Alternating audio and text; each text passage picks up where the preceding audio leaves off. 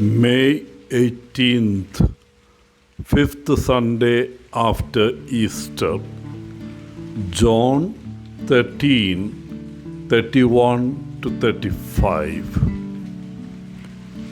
In today's Gospel, Jesus says, I give you a new commandment, that you love one another just as I have loved you.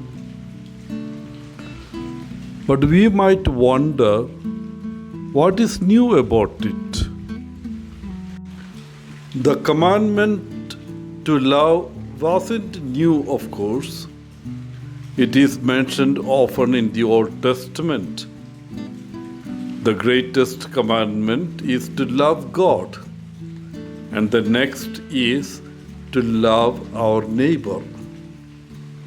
These are repeated often in the Old Testament. They are not new.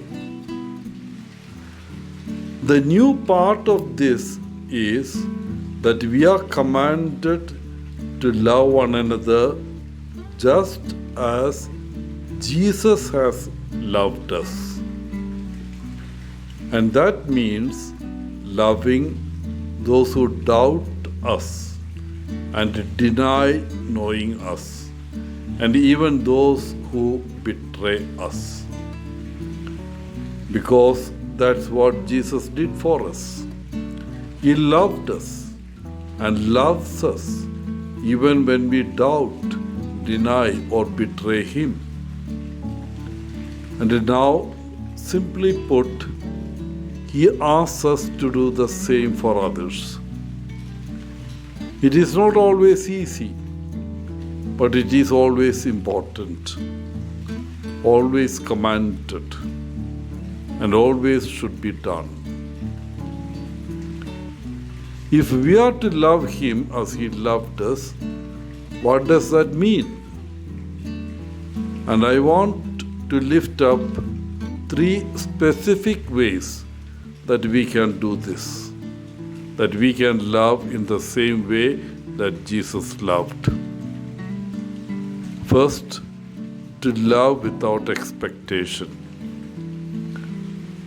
Jesus teaches us to love without expecting anything in return. When Jesus washes His disciples' feet, it is not in the hopes that they will return the favor. He washes their feet with the knowledge that they would soon abandon Him and that He will die alone on the cross. His love is unconditional, with no strings attached. Second, to be vulnerable. Vulnerability is the next thing that Jesus teaches us about love. The word vulnerable literally means able to be wounded. When we are vulnerable, we open ourselves up to the possibility of being wounded. And that is exactly what Jesus teaches us, that we should open ourselves up to one another in love, even if it opens us up to the possibility of being wounded. That's what Jesus did, right? Jesus loved Judas, who betrayed Him. He loved Peter, who denied knowing Him. He loved Thomas, who doubted Him. He loved those who abandoned Him, and even those who crucified Him. Jesus loved in a way that opened Him up to these wounds, and He teaches us to do the same. Third, to love those not like us. Jesus loved people who were not like Him. He loved people who disagreed with Him. He loved people who looked at the world very differently from Him. There is no one that Jesus did not love. It is the one thing that He was incapable of. He could not help but love everyone. The old commandment from Leviticus is to love our neighbor as ourselves.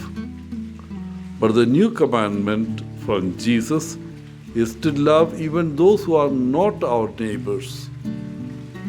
Jesus loved lepers, for example, who were considered unclean and unloved by God. Jesus loved tax collectors, even calling one to be his disciple. Jesus loved Samaritans, he loved prostitutes, he loved the poor, he loved those that society didn't even see. He considered them all our neighbors, all loved by God, and all deserving of our love. Jesus completely redefined who our neighbor is. Our neighbor is now anyone and everyone we have an opportunity to love.